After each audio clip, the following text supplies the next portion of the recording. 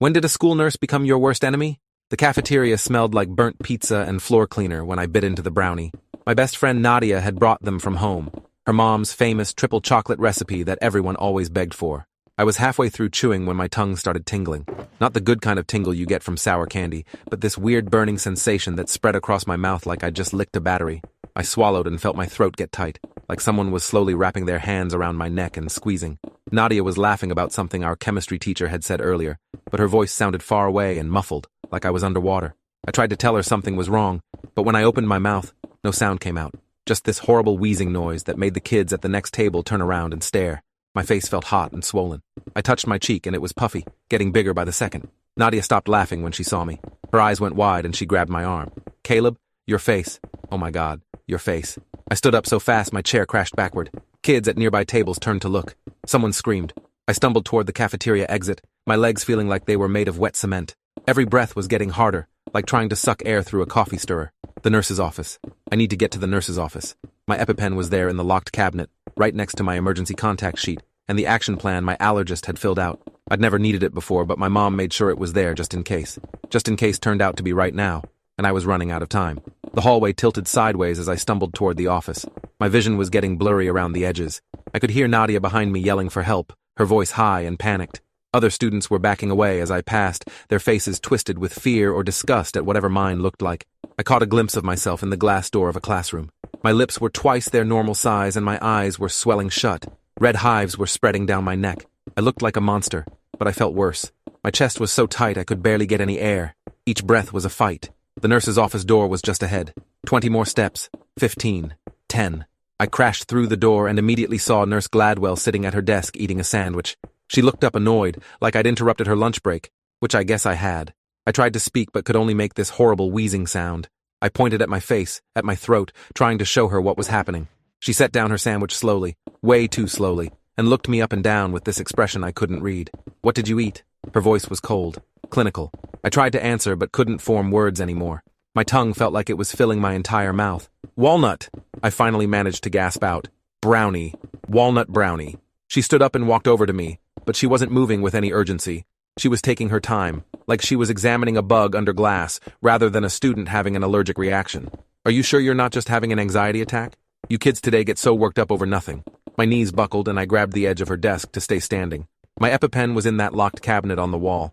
I could see it from where I was standing, just 15 feet away. I pointed at it desperately. "EpiPen," I wheezed. "Need. Now." Nurse Gladwell crossed her arms over her chest. "I don't think so. The last 3 times students claimed they needed emergency medication, it turned out to be panic attacks. 2 of them were faking for attention. I'm not going to overreact to some hives and heavy breathing. But I wasn't breathing heavy. I was barely breathing at all. Black spots were starting to dance across my vision. My legs gave out, and I collapsed onto the floor. The cold tile pressed against my cheek. From down here, I could see dust bunnies under her desk, and a wadded-up tissue that had missed the trash can. Weird the things you notice when you're dying. Gladwell's shoes appeared in my field of vision. She crouched down, and I thought finally, she's going to help.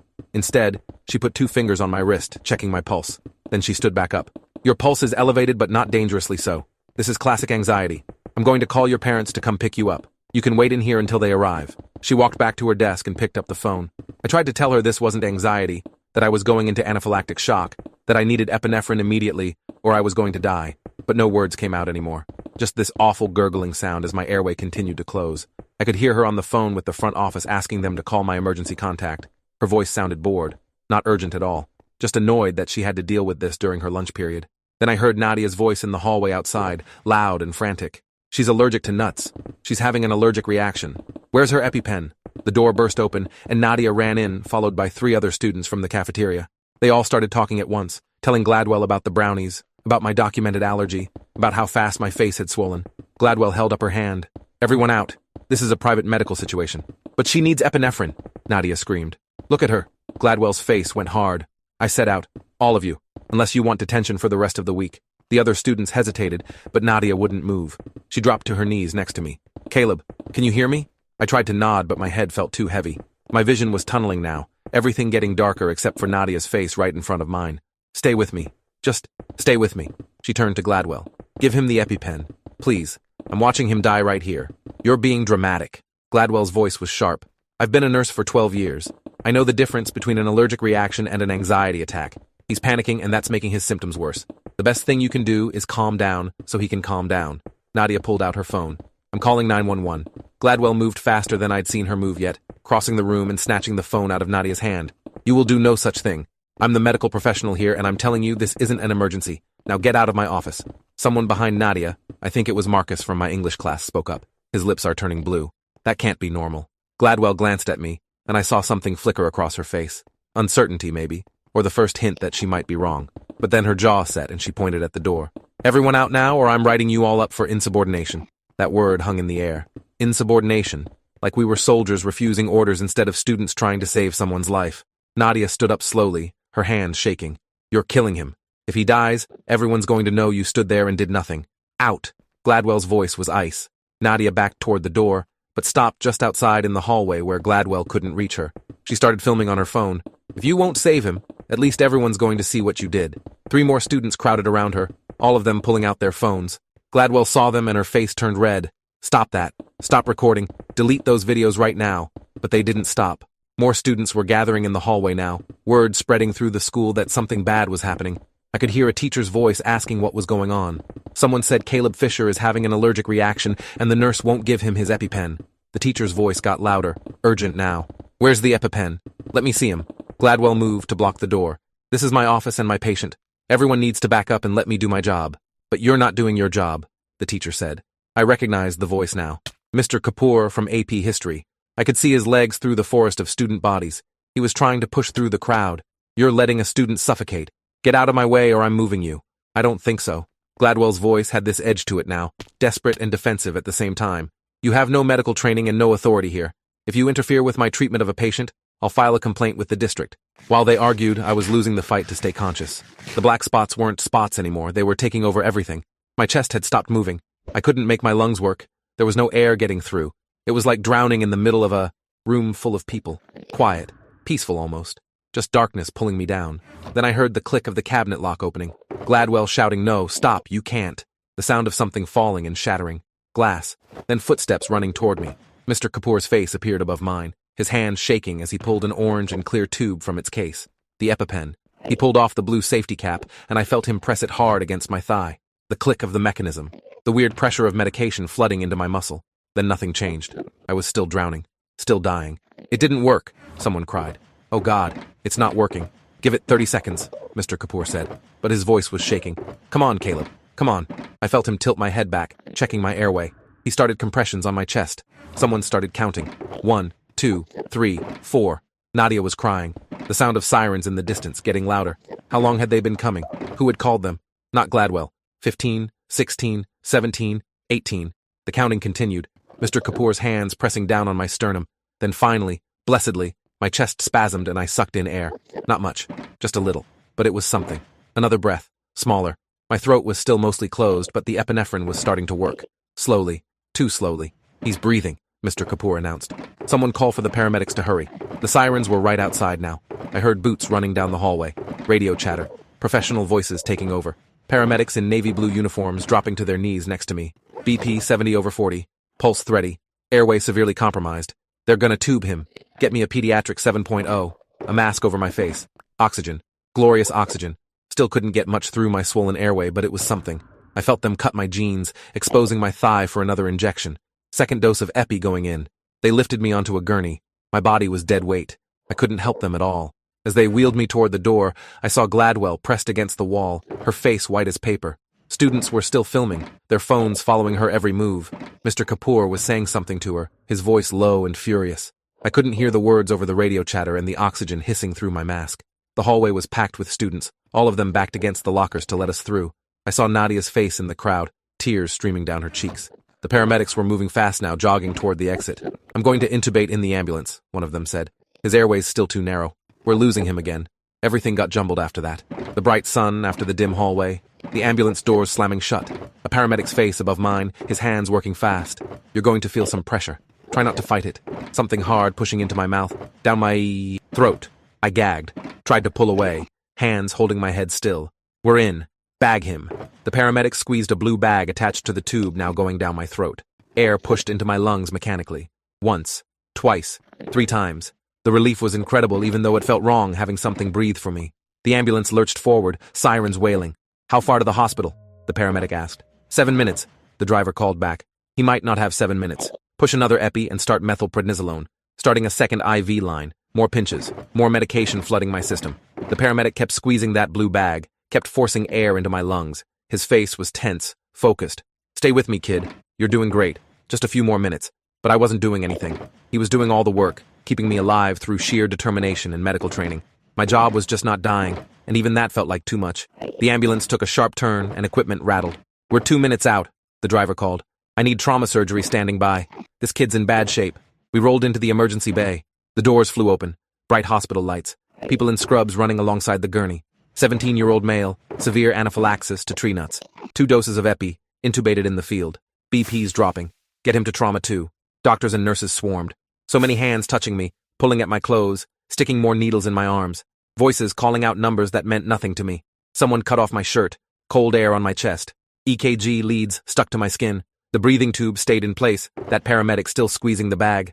"We need to get control of this airway. His trachea is almost completely closed. Somebody call anesthesia. We need an emergency crit kit standing by. More medication." Someone said something about my blood pressure crashing. I felt hands pressing on my chest again. A doctor's face appeared above mine. "Caleb, I'm Dr. Williamson. We're taking care of you. You're going to be okay." But her eyes told a different story. I'd seen that look before when my grandfather was in the hospital right before he died. That look that said we're doing everything we can, but it might not be enough. The room tilted. Sounds got muffled and distant. He's coding. Start compressions. Charging paddles to 200. Someone was pressing down on my chest again. Hard. Rhythmic. I could feel my ribs flexing under the pressure. Clear. A jolt of electricity. My body arced off the table. Nothing. Again. Clear. Another jolt. Still nothing. Push another epi. "Come on, kid. Don't do this." More compressions. More electricity. I was somewhere above my body now, watching them work. Watching my chest rise and fall artificially as they tried to restart my heart. This is weird, I thought. Shouldn't I be scared? But I wasn't. Just curious. Detached. Then I heard my mother's voice from somewhere far away. "Caleb, my baby, come, back." And I felt myself pulled back down. Back into that body on the table. Back into the pain and the fear and the desperate need for air. Pulse. We got a pulse. Everyone stop. The compressions stopped. I could hear the monitor beeping steadily now. The doctor's hands on my face, checking my pupils with a light. "He's back. Get him to ICU immediately. I need continuous monitoring and respiratory therapy standing by." They wheeled me down a hallway, through double doors, into a room with even more machines. My mother was there suddenly, her hand grabbing mine. Her face was puffy from crying. "Caleb, baby, I'm here. You're okay. You're going to be okay." But I didn't feel okay. I felt like I'd been hit by a truck and then put through a wood chipper. Every part of me hurt. The tube down my throat hurt. The needle in my arm hurt. My chest hurt where they'd been doing compressions. My thigh hurt where they'd injected the epinephrine. Everything hurt. And I couldn't even tell her that because I couldn't talk with the tube in. A doctor came in and explained to my mom that they needed to keep the breathing tube in until the swelling in my airway went down. Could be a few hours. Could be longer. They'd keep me sedated so I wouldn't fight it. My mom nodded, squeezing my hand tighter. The last thing I remember before the sedation took over was her face above mine, tears falling onto my cheeks, her lips moving in what might have been a prayer. I woke up 3 days later in a hospital bed with no tube in my throat, but an oxygen mask over my face. My mom was asleep in a chair next to me, her hand still holding mine. A nurse I didn't recognize was checking the IV bags hanging above my bed. She saw my eyes open and smiled. "Welcome back. You gave us quite a scare." I tried to talk, but my throat felt like I'd swallowed broken glass. The nurse held up her hand. "Don't try to speak yet. Your throat needs time to heal." The tube did some damage on the way out. She pressed a button, and the head of my bed rose slowly. "Your mom hasn't left this room in 3 days. We tried to make her go home, but she wouldn't budge." I squeezed my mom's hand and she jerked awake. Her eyes went wide when she saw me looking at her. "Oh, thank God. Thank God." She leaned over and pressed her forehead against mine. "I thought I lost you. I thought I'd lost my baby." She started crying again, these big heaving sobs that made her whole body shake. The nurse quietly left the room, giving us privacy. When Mom finally pulled herself together, she started telling me everything that had happened. How Mr. Kapoor had broken open the medical cabinet after Gladwell refused to give me the EpiPen. How Gladwell tried to stop him, actually tried to wrestle the EpiPen out of his hands. How students had filmed everything on their phones. How those videos had gone viral within hours. Millions of views of a school nurse refusing to treat a student having an allergic reaction. The school district had placed Gladwell on immediate administrative leave pending investigation. Mr. Kapoor was being called a hero, though he'd also been suspended for breaking school property and taking unauthorized action. The principal was claiming ignorance, saying she had no idea Gladwell was refusing to administer emergency medication. But students were coming forward with stories about other times Gladwell had dismissed their medical concerns or accused them of faking. Mom pulled out her phone and showed me some of the videos. I watched myself collapse on the nurse's office floor, watched Gladwell stand over me saying I was having an anxiety attack, watched her refuse to let Nadia call 911, watched her try to stop Mr. Kapoor from getting my EpiPen, watched her block the door while I literally died on her floor. The videos had millions of views. Comments were brutal. People calling for her to be arrested, fired, prosecuted. Medical professionals weighing in about how this was gross negligence, how she'd violated every principle of nursing ethics. The videos were impossible to watch, but I couldn't look away.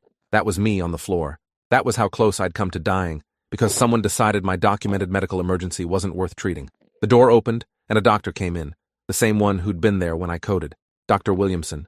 She had my chart and spent 20 minutes explaining what had happened to my body. The anaphylaxis had caused my airways to swell almost completely shut. My blood pressure had dropped to dangerous levels. My heart had stopped twice, once in the ER and once during intubation. They'd had to perform CPR for a total of 4 minutes before getting me stable. The delay in receiving epinephrine had made everything worse. In a normal allergic reaction, the EpiPen stops the cascade of symptoms before they become life-threatening. But I'd gone nearly 10 minutes without treatment while Gladwell insisted I was faking. Those 10 minutes had almost killed me. The doctor used phrases like severe anaphylaxis, cardiac arrest, and hypoxic brain injury. That last one made my mom gasp. Brain injury? Dr. Williamson explained that when my heart stopped, my brain had been deprived of oxygen. They'd done scans and everything looked okay, but I'd need to be monitored for cognitive or neurological issues over the next few months. Memory problems, difficulty concentrating, mood changes, any of those could be signs of damage. I wanted to scream. I wanted to throw something, but I couldn't do either because my throat hurt too much and my body felt like it weighed 1,000 pounds. The next few days blurred together. More doctors, more tests, a therapist who asked if I wanted to talk about what happened. I didn't. A social worker who explained that the school district was conducting an investigation and I'd need to give a statement when I was feeling better. Representatives from the state nursing board who took detailed notes about every aspect of Gladwell's refusal to treat me. My room filled with flowers and balloons from classmates. Nadia came every day, her eyes red from crying. She kept apologizing for bringing the brownies, for not checking with my mom about the recipe, for not knowing about the walnuts. I tried to tell her it wasn't her fault, but my throat hurt too much to talk. I wrote on a whiteboard instead. Not your fault. Gladwell's fault. But Nadia couldn't forgive herself. She'd stopped eating, her mom told mine. Couldn't sleep. Kept having nightmares about watching me die. The guilt was eating her alive even though she'd done nothing wrong except bring brownies to school. Mr. Kapoor visited on day 5. He looked exhausted, dark circles under his eyes. He pulled up a chair next to my bed and sat down heavily. How are you feeling? I gave him a thumbs up even though it was a lie. He nodded. The school board is trying to fire me for breaking the medical cabinet. My union's fighting it, but it's not looking good. Mom's face went red. They're firing you? You saved his life. He shrugged. I broke school property, administered medication without authorization, interfered with the school nurse's medical judgment. All terminable offenses according to my contract. That's insane. Mom was on her feet now. You saved him. Gladwell was letting him die. I know that. You know that. But the district is more worried about liability than doing the right thing. If they admit I did the right thing by breaking into that cabinet, they're admitting Gladwell did the wrong thing by keeping it locked. That opens them up to lawsuits. So instead, they're making me the bad guy. He looked at me. I don't regret it, though. Not for 1 second. I'd do it again in a heartbeat. I wrote on my whiteboard. Thank you for saving my life. He read it, and his eyes got shiny. You're welcome, kid. Just get better, okay? That's all the thanks I need. The hospital discharged me after a week with a stack of prescriptions and follow-up appointments. My throat was still raw, but healing. The swelling in my face had finally gone down. I didn't recognize myself in the mirror. I looked like I'd aged 5 years in 7 days. Hollow cheeks, dark circles, a haunted look in my eyes that hadn't been there before. We drove home in silence. My mom kept glancing at me like I might stop breathing again any second. When we pulled into our driveway, I saw something taped to our front door. A note. Mom got out and grabbed it, her face darkening as she read. She crumpled it up, but I made her show me. It said I was a liar trying to ruin a good nurse's career, that everyone knew I'd faked the reaction for attention, that my family should be ashamed of ourselves. No signature, just hate in block letters. Mom wanted to call the police, but I shook my head. What were they going to do? Find whoever left an anonymous note? It didn't matter anyway.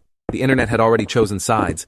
Half the people thought I was a victim, the other half thought I was a liar. Video evidence didn't matter to that second group. They'd found reasons to doubt. Maybe I was allergic but exaggerating the symptoms. Maybe I had anxiety and couldn't tell the difference. Maybe the swelling wasn't that bad, and the videos were edited to look worse. Maybe Gladwell was right, and Mr. Kapoor overreacted. The mental gymnastics were impressive. Inside our house, Mom made me soup I couldn't eat because swallowing hurt too much. She blended it into basically liquid, and I managed a few sips. My phone had 847 unread messages. I scrolled through them. Most were supportive. Some weren't. Someone had gotten my number and sent me a message saying I should be grateful Gladwell didn't call my parents to come get my dramatic ass sooner. Another said kids like me were why schools couldn't trust students anymore. I blocked the numbers and turned off my phone. That night, I couldn't sleep. Every time I closed my eyes, I was back on that floor, unable to breathe, watching Gladwell refuse to help. I could feel my throat closing again, feel the panic, the darkness. I sat up gasping at 3 a.m., clawing at my neck even though there was nothing there. Mom heard me and came running, found me on the floor of my room hyperventilating. She held me while I cried, rocking me like I was a little kid again. The nightmares didn't stop. They got worse. A week after I got home, the school district released a statement. They called what happened to me an unfortunate incident that resulted from miscommunication between staff members. They said Nurse Gladwell had been operating under outdated protocols and would be receiving additional training. They announced Mr. Kapoor's suspension with pay, pending the outcome of his disciplinary hearing. The statement never once used the word negligence, never admitted that Gladwell had refused to treat me, just vague language about communication breakdowns and protocol updates. My mom read the statement 3 times, getting angrier each time. They're covering their asses. That's all this is.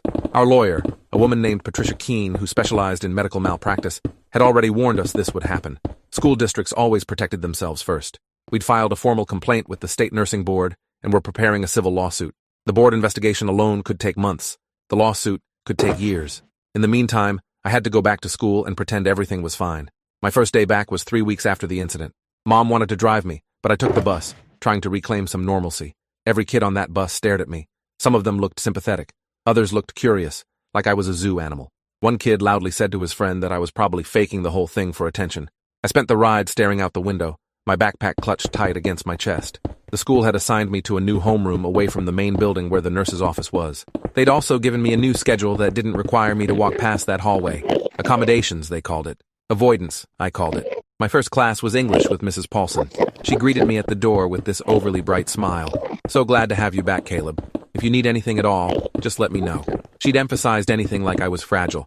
Maybe I was. Nadia was in that class. She sat in the back corner and wouldn't look at me. I tried to catch her eye, but she kept her head down, her hair falling forward to hide her face. After class, I went to her locker. She was shoving books inside like they'd personally offended her. Nadia. She flinched. Didn't turn around. I can't talk to you. Her voice was small, broken. Why not? My parents. They said I'm not allowed to be around you anymore. They're scared we'll get sued or something. They think if I stay away, it proves I didn't do anything wrong. I felt like I'd been punched.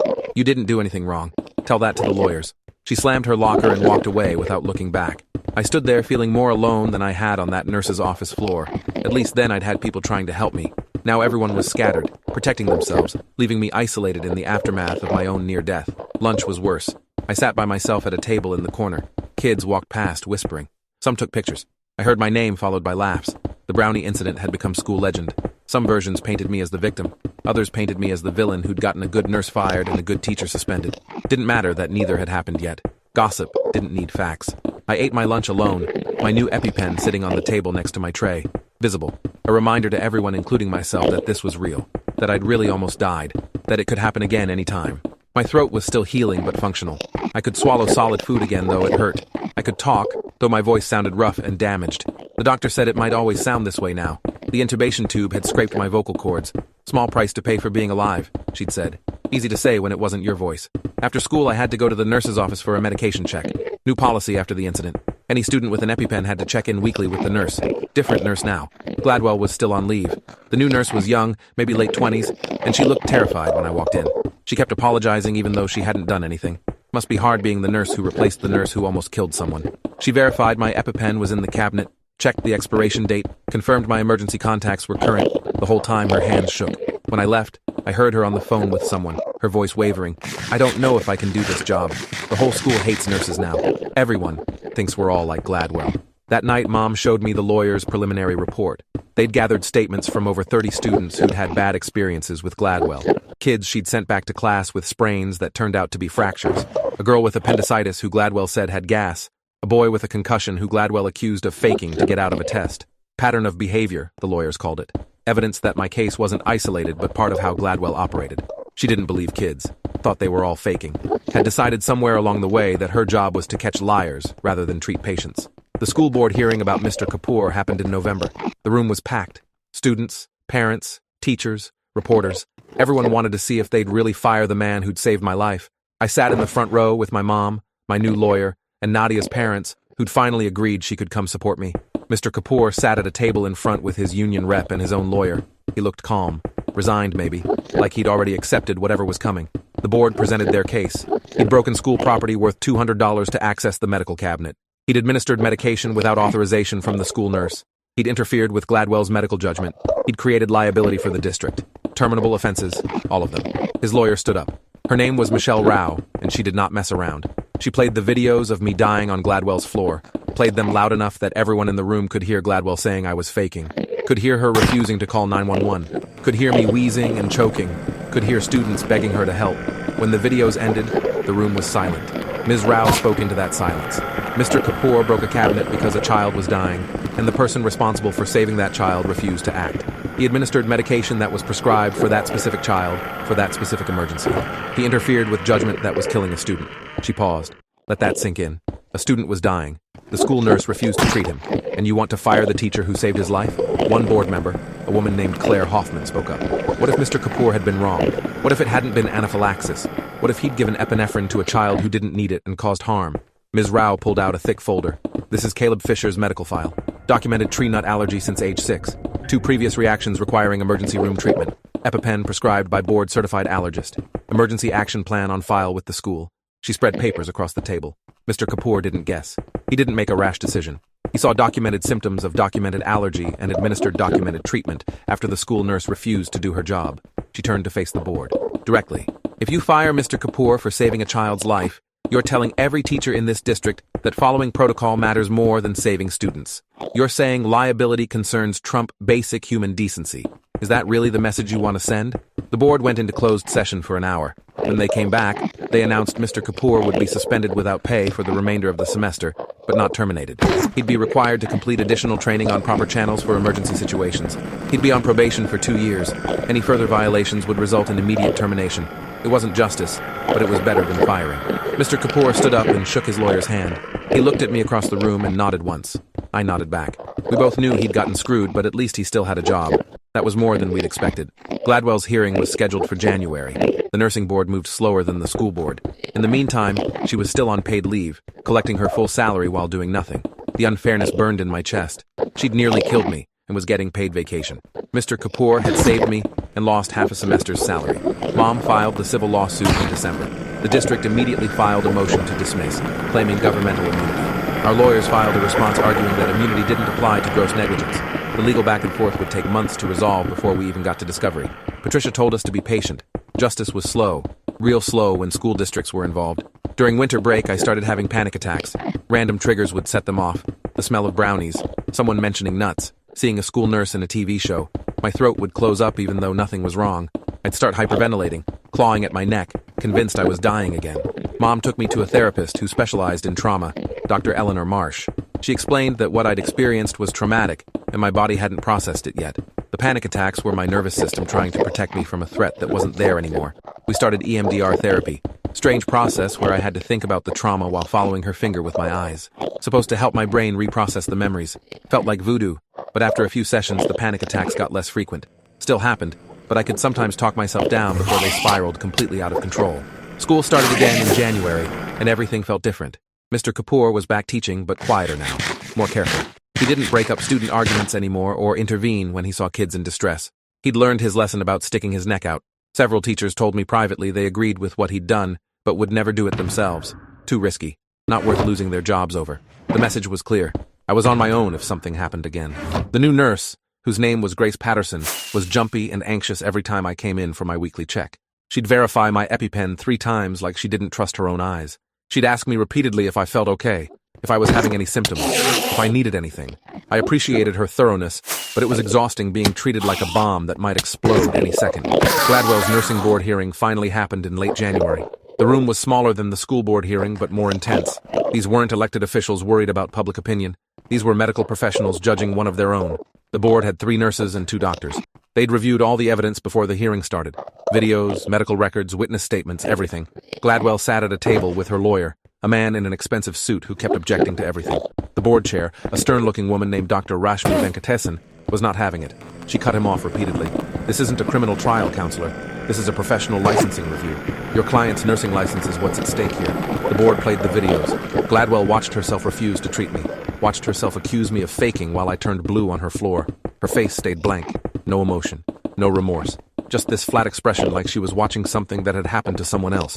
When the videos ended, Dr. Venkatesan asked Gladwell directly, "Ms. Gladwell, in your professional opinion, what was wrong with Caleb Fisher that day?" Gladwell straightened in her chair. Anxiety attack. Classic presentation. Rapid breathing. Flushed face. Perceived throat tightness. All consistent with panic disorder. Dr. Venkatesan stared at her. He turned blue. His lips were cyanotic. His airway was closing. He had documented anaphylaxis to tree nuts and had just consumed tree nuts. How is that consistent with anxiety? Gladwell's lawyer jumped in. My client made a judgment call based on her 12 years of experience. Sometimes allergies present atypically. She was concerned about giving unnecessary epinephrine, which carries its own risks. Dr. Venkatesan cut him off. The risks of unnecessary epinephrine are minimal compared to the risks of untreated anaphylaxis, which are death. Your client chose to let a child suffocate rather than administer a prescribed medication that might have been unnecessary. That's not a judgment call. That's negligence. The hearing lasted 4 hours. They called me to testify. I sat in a chair facing the board and told them everything I remembered.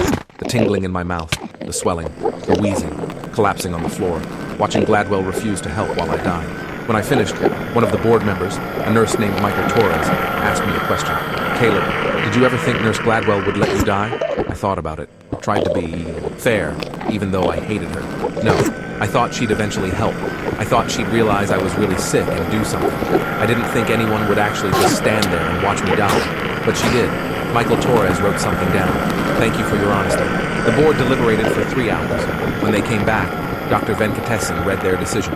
Based on the evidence presented, this board finds that Lindsay Gladwell violated multiple standards of nursing practice. She failed to assess and treat a patient in obvious medical distress. She refused to administer prescribed emergency medication. She prevented others from accessing emergency services. She showed a pattern of dismissing student medical concerns as attention-seeking behavior. She paused. Effective immediately, Ms. Gladwell's nursing license is revoked. She may not practice nursing in this state. She may reapply for licensure after 5 years, pending completion of additional education and demonstration of competency. This decision will be reported to the National Nursing Database. Gladwell's face went white. Her lawyer started arguing, but Dr. Venkatesan banged her gavel. "This hearing is concluded." Gladwell stood up slowly. She looked at me across the room. For the first time, I saw something in her eyes. Not remorse, not apology, anger. Like this was somehow my fault. Like I'd ruined her career instead of her nearly killing me. She turned and walked out without another word. Mom hugged me tight. It's over. It's finally over. But it wasn't over. Not really. The civil lawsuit was still pending. The school district was still fighting it. Mr. Kapoor was still on probation. Nadia still wouldn't talk to me. I still had panic attacks. I still had nightmares. Gladwell had lost her license, but that didn't undo what she'd done. Didn't give me back the person I'd been before I ate that brownie. The school board held a special meeting in February to address what they called systemic failures in emergency response protocols. They announced new rules. Teachers could break protocol for life-threatening emergencies. All staff would get first aid training. Multiple people would have keys to medical cabinets. EpiPens would be stored in unlocked quick access boxes in every building. All changes that would have saved my life if they'd existed 6 months earlier. Better late than never, I guess. But it felt hollow, like they were fixing the barn after the horse had already died. Except the horse hadn't died. I'd survived. And now I got to live with being the kid who almost died because the school nurse thought he was faking. The lawsuit settled in March. The district agreed to pay all my medical bills, past and future. They agreed to establish a $500,000 fund for other students harmed by inadequate medical care. They agreed to implement all the new safety protocols. They agreed to expunge Mr. Kapoor's discipline record. They did not admit wrongdoing. They did not apologize. They did not say they were sorry I died on their watch. Just money and policy changes and legal language that protected them from liability. Mom wanted to fight for more, but our lawyers said this was a good settlement. Better than we'd get at trial where a jury might decide I'd overreacted, or that Gladwell had made an honest mistake. Take the win, they said. So we did. I used some of the settlement money to send flowers to Mr. Kapoor with a note that said thank you for not following protocol. He sent back a card that said some rules are meant to be broken. Nadia finally talked to me in April. Her parents' lawyers had decided there was no liability risk anymore now that the lawsuit was settled. She apologized for avoiding me, said she couldn't sleep knowing I'd almost died from something she'd given me. I told her again it wasn't her fault. Gladwell's fault. The school's fault. But not hers. We started sitting together at lunch again. She never brought brownies, though. Never brought any homemade food. Only stuff in sealed packages where we could read every ingredient. Some wounds don't heal completely. Graduation came in June. I walked across that stage and got my diploma from a principal who tried to cover up how close I came to dying in his school. He shook my hand and smiled for the cameras. I smiled back, even though I wanted to punch him. Mr. Kapoor was there in his teacher robes. We made eye contact as I walked past. He nodded. I nodded back. Both of us survivors of an educational system that valued rules over lives. Gladwell wasn't there, obviously. Last I heard, she'd moved 3 states away and was working retail. Couldn't be a nurse anymore. Couldn't be trusted with people's lives. Good. That summer I worked at a camp for kids with food allergies. Kids who understood what it felt like to be afraid of eating. Who carried EpiPens everywhere. Who'd learned not to trust that adults would take their allergies seriously. I taught them how to read labels. How to advocate for themselves. How to not let anyone tell them they were overreacting when their throat started to close. On my last day at camp, one of the kids, a 10-year-old girl named Lily, asked me what happens if the nurse won't help you. I crouched down to her level. You don't wait for permission. You save yourself. You grab that EpiPen and you use it. You call 911 yourself. You make noise until someone helps. You don't ever let someone else decide if you're sick enough to deserve treatment. She nodded seriously. Then she hugged me and whispered that she was glad I didn't die. Me too, kid. Me too. I started college in the fall with a medical alert bracelet that said, "Tree nut allergy, carries EpiPen." I registered with Student Disability Services, met with dining hall staff about my allergy, made sure every professor knew I might need to leave class suddenly if I had a reaction. I was done trusting that other people would take care of me. If I'd learned anything from almost dying, it was that you have to be your own advocate. You have to fight for yourself, because nobody else will. Sometimes I still think about that day in the cafeteria, biting into that brownie, feeling my throat close, the fear, the helplessness, watching Gladwell refuse to help while I suffocated on her floor. Dying for 38 seconds on an operating table. But then I think about Mr. Kapoor breaking down that cabinet door, about the paramedics breathing for me when I couldn't, about Dr. Williamson restarting my heart, about all the people who fought to save me even when the system said not to. And I remember that surviving means something. Means I get to tell this story. Means other kids might read it and know they're not alone. Might know to fight for themselves when adults fail them. Might know that sometimes the person who's supposed to help you is the one who almost kills you. And when that happens, you don't give up. You fight. You survive. You make sure everyone knows what really happened. That's what the 22 of us did. We made sure everyone knew. The videos went viral. The investigation happened. The lawsuit settled. The rules changed. Not perfect. Not justice, really. But something. Better than silence. So yeah, that's when my school nurse became my worst enemy. If you're still here, you're a true fan of these stories. Show some support with a like and subscribe to catch the next one.